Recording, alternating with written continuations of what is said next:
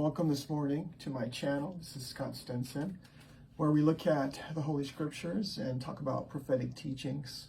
Today I would like to look at a problem that I find between how Latter-day Saint scholars typically read the stories of Abinadi in the book of Mosiah and my own work with the same passages. There seems to be some misunderstanding, or I don't think we properly understand these things, and I'm not saying my particular argument is superior, but I'm saying that there seems to be consensus on the subject, but I push back against that consensus and say I don't think it's settled yet. And I'm specifically referring to the use of the priests of King Noah of the passage from Isaiah 52, verses 7 to 10, which is a very interesting use of the passage, but I don't think we're understanding it. And although I've written an article on it, trying to unpack it and how it's used in the Book of Mormon, the consensus among scholars, including scholars like Joseph Spencer, who's an Isaiah expert, and how it bears on the Book of Mormon. I have his book, A Word in Season. This is a phrase from the book of Isaiah, but the book itself treats this very subject. But this goes back to decades. This particular reading goes back decades, probably to as far back as Dana Pike's article on the subject in the 90s, I believe, is when that was published. But I want to offer some different things here to kind of push back against the reading that seems to be a consensus, because I think that I don't think we quite have settled the question, as I said.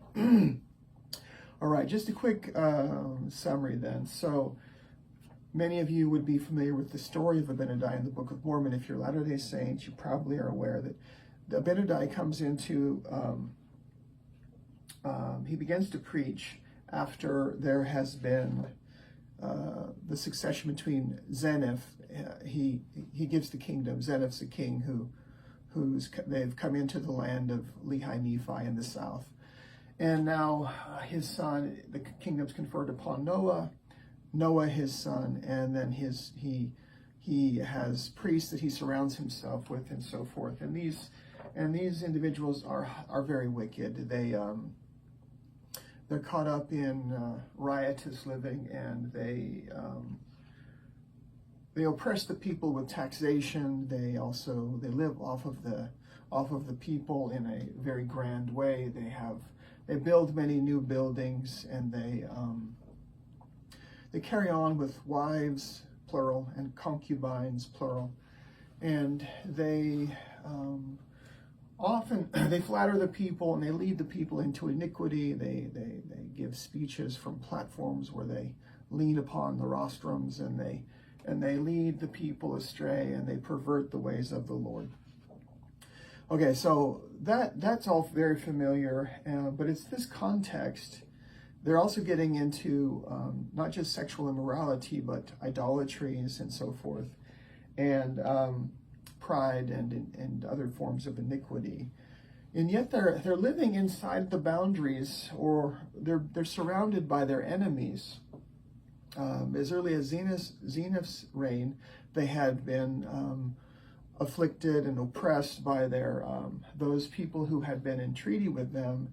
They now had come into the land and began to plunder them and so forth, and molest them, in the sense that they would come in and create conflict and carry away, this and that. And so there had been war, there had been battles between Zeniff and these enemies that were surrounding and his people. In Noah's day, some of that continues. In fact, Noah, the first battle that's referenced under Noah's reign, he doesn't send enough men, and therefore they're not successful. So he sends another army, and in that they succeed, and they begin to boast in their greatness, and they begin to just become bloodthirsty and so forth, and arrogant themselves. Now, so we have the people of Nephi that have come down from the land of Zarahemla, living among the Lamanite peoples and so forth. Now, it's in this context that many scholars understand the priest's use of Isaiah 52, 7 through 10. I do want to point out that their reading has merit, I believe, particularly before the passage is used, at least at a couple places. Maybe it's not as strong as they assume that it is, in my judgment, but there is evidence for their reading. But where it breaks down for me is that there's no evidence of that reading after the use of the passage, meaning as Abinadi gets into explaining the passage, he never again references, he never did initially, but he doesn't reference what would be their reading of the passage, and he never seems to understand that they've meant it in that way, if that makes sense. Okay, so in this context of wealth among Noah and his priests, the oppression of the people, the iniquities among them, their success in recent battles, then the passage is given, the priests seek to entrap Abinadi when he's brought before King Noah and his priests, to see if they can cross him and if they can accuse him of anything that would lead to his execution. And one of the priests, after apparently into their interrogation process, asked the question of Abinadi, "What meaneth the words which are written and which have been taught by our fathers?" Now, there's no record of that being taught by the Nephite fathers, but we just assume that this is an accurate statement, that others had taught it. Now, did they also explain it? Not sure. Maybe they had just referenced it. Or maybe there had been some debate over how to understand it. That's a possibility. Or maybe it had been a stock text among them and it was commonly understood what it meant. But this story itself doesn't seem to support that latter understanding, because Abinadi genuinely seems to think that they're actually asking him what this means. And so if it was a stock text among them, one would assume that these individuals would have a sense of it. I guess that's possible. Or it's possible that this text had been discussed by the fathers, but still it had some elements to it that were difficult and challenging for even those who had worked with it previously in the history. Again, we don't have a record of this, and so we don't really know. But here's the passage that's shared from Isaiah 52. It says, "How beautiful upon the mountains are the feet of him that bringeth good tidings, that publisheth peace, that bringeth good tidings of good, that publisheth salvation, that saith unto Zion, thy God reigneth. Thy watchmen shall lift up the voice, with the voice together shall they sing, for they shall see eye to eye, when the Lord shall bring again Zion. Break forth into joy, sing together, ye waste places of Jerusalem, for the Lord hath comforted his people. He hath redeemed Jerusalem. The Lord hath made bare his holy arm in the eyes of all the nations, and all the ends of the earth shall see the salvation of our God." All right, those are the verses extracted from Isaiah. And this is the question: what meaneth the words which are written? And Abinadi, what he says next, it's hard for me to tease out exactly what he's suggesting here by his questions that follow their question to him. He asks of them, "Are you priests and pretend to teach this people and to understand the spirit of prophesying?" So apparently they had at least pretended to have the spirit of prophesying, and yet desire to know of me what these things mean. Meaning, I think he senses in their question that they actually don't know what these things mean. Desire to know of me what these things mean. It's not entirely clear to me how to read verse 25. In verse 26, he goes on, "I say unto you, woe be unto you for perverting the ways of the Lord." So exactly what that refers to is unclear to me. "For if ye understand these things," meaning this prophecy from Isaiah, "if you understand these things," and that's a big if, ye have not taught them. So in what sense? You've never taught these things, or you've taught these things but incorrectly, and so ye have not taught them correctly? Is that what he intends to say? Or is he saying ye have never taught these things? And so this is a passage they're bringing up, dusting it off and bringing it before Abinadi, because nobody seems to understand it in Noah's kingdom or among the priests. Or is he saying, this is a passage that you should understand, that we've understood forever, and so forth, and then you're asking me what it means. But in any case, he accuses them of having not taught it in some sense, either ever taught it, or ever taught it well, or ever taught it correctly, and in that sense, perverting the ways of the Lord. But he says this, therefore, ye have perverted the ways of the Lord, because ye have not taught it.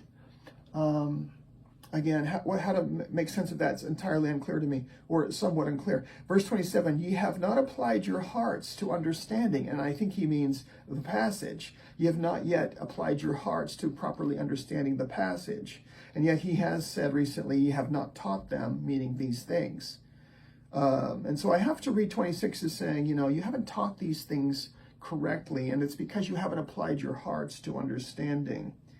And you've pretended to have the spirit of prophesying, but you haven't applied your hearts to understanding prophecy, and therefore you don't understand what you're actually asking me, and so you genuinely are providing this question to me because you think I also can't understand it, and you hope to cross me in my words as I seek to explain the very thing that you can't understand yourselves, and that you are struggling with yourselves to understand.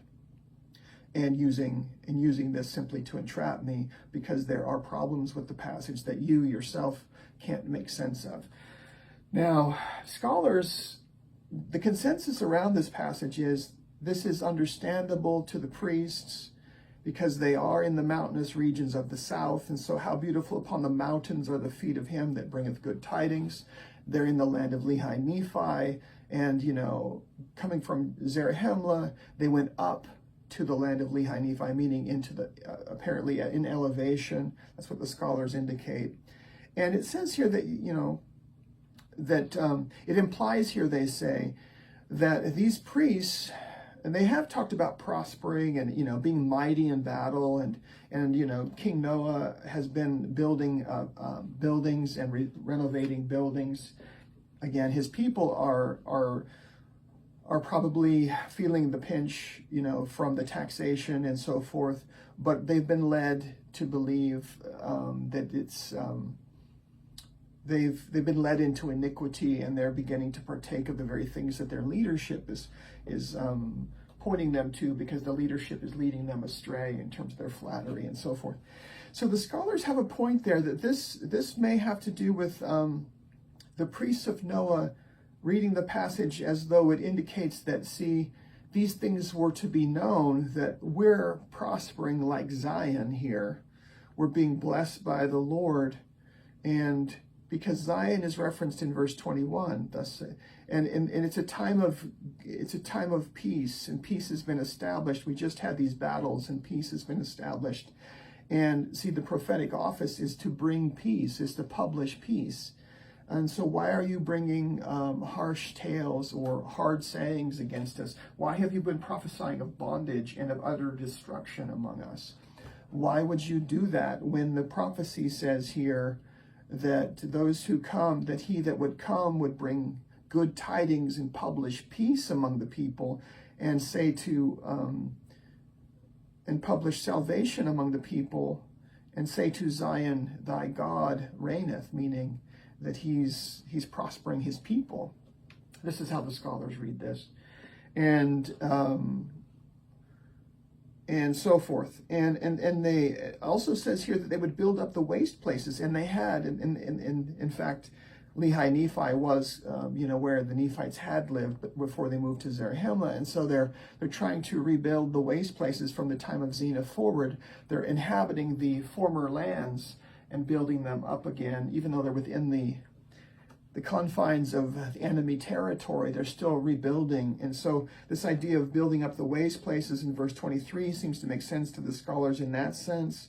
And then verse 24, I know that Spencer, I've been reading Joseph Spencer's book, A Word in Season, and he talks about how this idea of the arm being manifest, the holy arm, or the arm would be made bare of the Lord in the eyes of all the nations. And he suggests that, from the time of Zionist forward, they had fought their battles relying on the strength of the Lord. And they recently had won a battle and become very boastful and very, overconfident in themselves.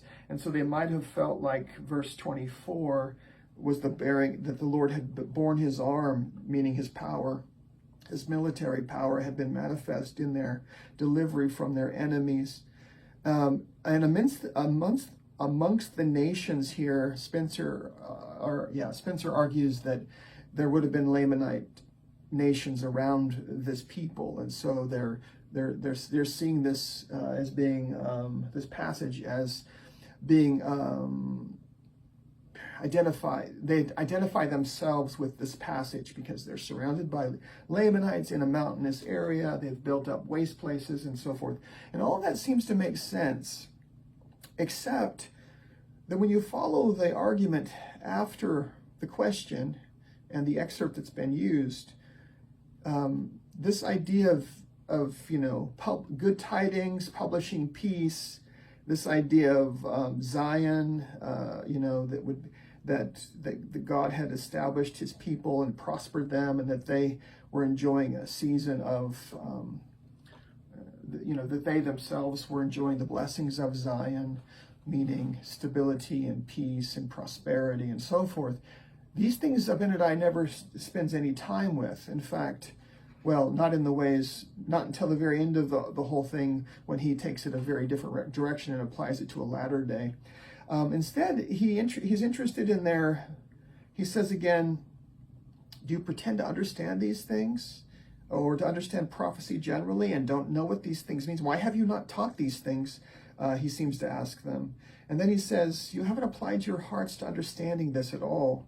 And so it's kind of, so right after the passage is used for the question, it seems to me unclear or unsettled that Abinadi actually is understanding the passage as our scholars are saying that he, the whole dialogue, it just doesn't seem to work after the passage is used, if we use it that way. And I say that because he seems to he talks about prophecy with them and how they don't understand things well. And then he says, what do you teach this people? In verse 27, therefore, what teach ye this people? If you don't understand prophecy, if you don't understand, if you haven't taught these things, then what have you been teaching? What are you teaching these people? And they say, we teach the law of Moses. In other words, we're not really experts in the prophecies. We've brought a prophecy before you, but we're not really teaching these things. We don't really understand these things. That's how kind of I'm understanding it. Then he says, what are you teaching these people? And they say, the law of Moses. And then Abinadi says to them, or they say, we teach the law of Moses in verse 27, or verse 28, verse 27, he says, what teach ye this people? Verse 28, we teach the law of Moses, they say. And again he saith unto them, if ye teach the law, why do you not keep it? Again, he's brought a message to them, okay? He's given himself up. He's allowed himself to be taken, that he brought them a message from the Lord. And part of it is going to be teaching them the 10 Commandments.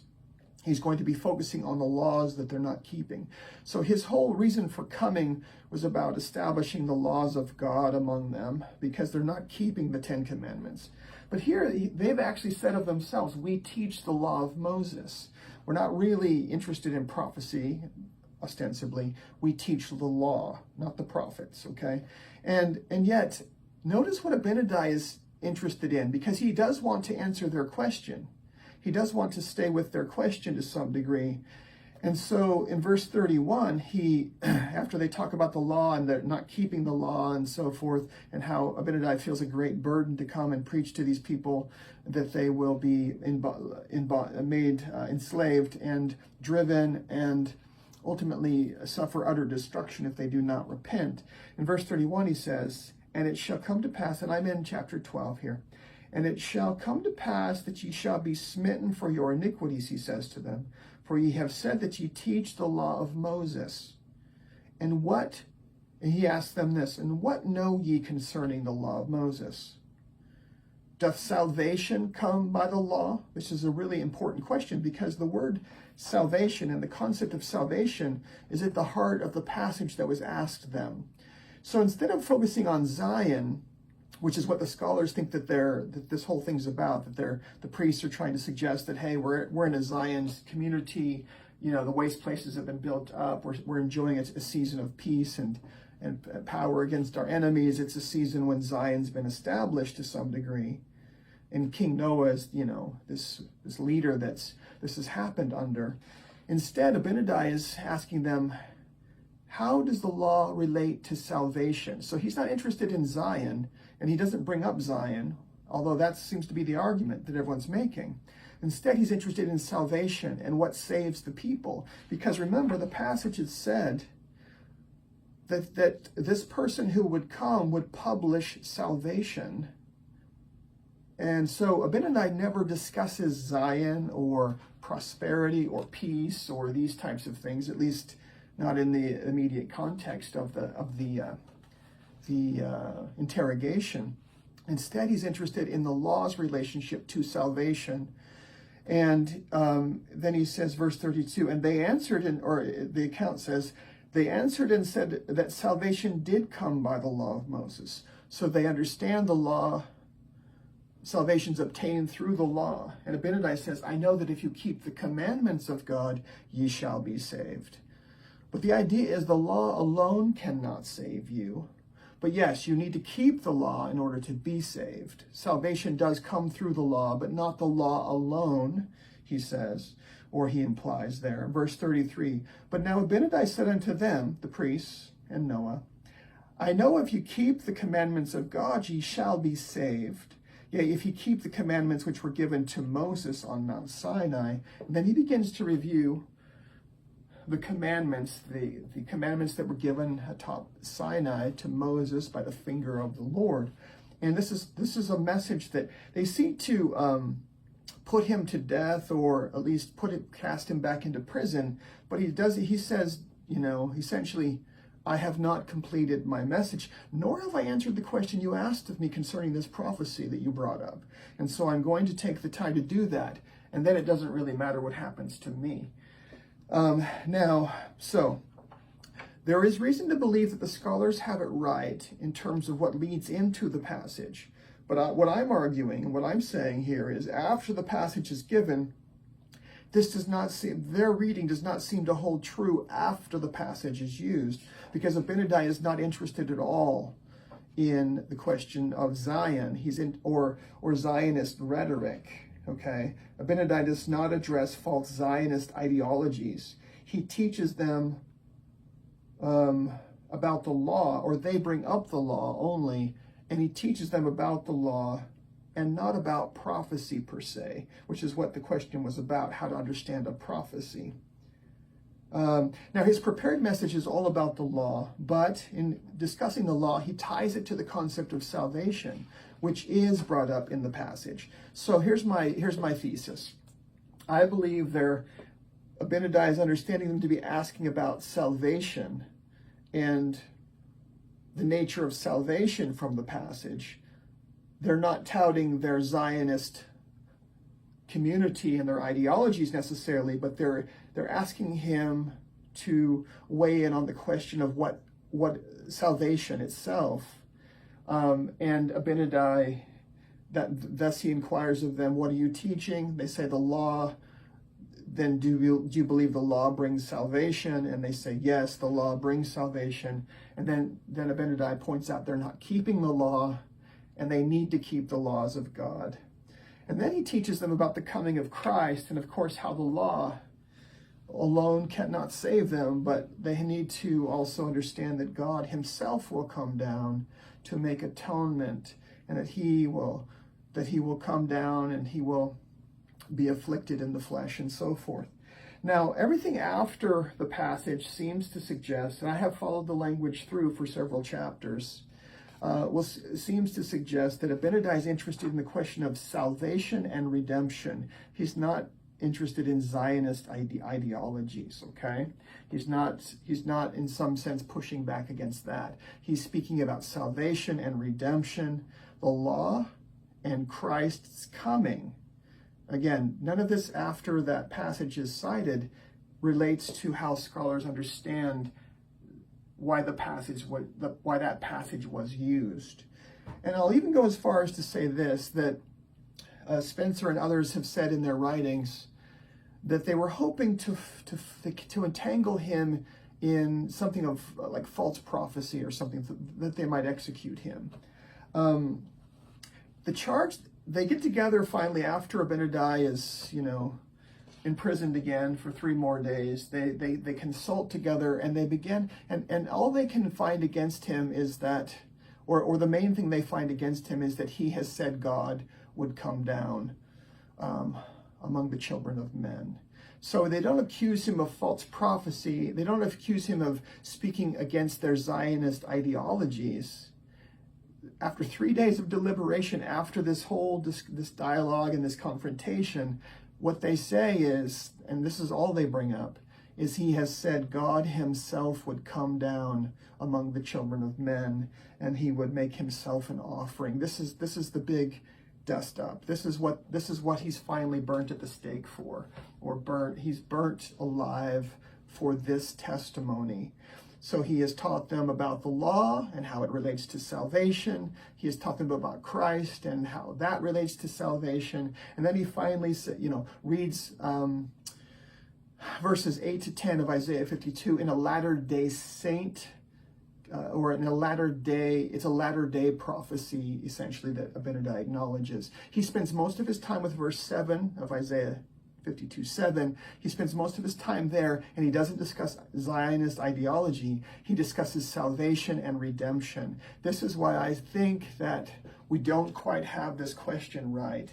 Even though the scholars seem to be in some agreement, I don't think we're understanding still the nature of the dialogue between the priests of King Noah and Abinadi, because again, yes, there's some reasons to see it that way, but by what I'm indicating, there are so many other reasons to not read it that way and to not understand it that way. So before maybe Zionist, there's a Zionist possibility to the passage, but see, if we take all that comes after, when Abinadi begins to explain the passage and talk to the priest directly after their question, it's not about Zionism, it's about salvation and redemption, and these words are found also in that same passage. So that's where I stand on the subject, and I do feel like Abinadi is in harmony with the others that use this passage, including Jesus later in 3rd Nephi, and I don't read this as being a great debate throughout the Book of Mormon. I mean, let me say this differently. I don't believe that the prophets are subject to the prophets. I believe the prophets are subject to the prophets. Therefore, there's harmony to the record, even though, there might be differences in terms of application and usage of the passage. I don't think that there's some kind of divide between Nephi's understandings and Abinadi's understandings. I think they're in harmony with each other when all is said and done. Okay, so I read the prophets as being harmonious with the prophets and subject to the prophets. And I don't think there's this great kind of divide or debate among the Nephites in terms of 2 opposing camps of how to understand these things. I don't think there's grounds for that. And I've written about that in an article, and I've laid out my evidence for that in an article that was published with the Religious Educator. Anyway, but we are benefited by this scholarly conversation. I think the scholars have made some interesting points. I just push back against them to some degree and say it's not settled yet. It doesn't appear to be settled to me. And so we might need to go back to the drawing board on this to get it right, because I don't think we're quite there yet. So that's my personal opinion, and I'm just one of many, and I admire the scholars, these scholars that I'm referring to. I admire them, and they may be right, and I may be, just not understanding well, but I think that the evidence is compelling in a lot of different directions than, say, what the current argument is. So, though I don't understand everything perfectly well here, I do know enough about what's here to suggest that there's other ways that are equally, if not superior, or equally valuable ways to read it, if not even better ways to read the passage and this whole story and this whole account. And I'll leave it there today. Thank you for your time. Have a good day. Bye.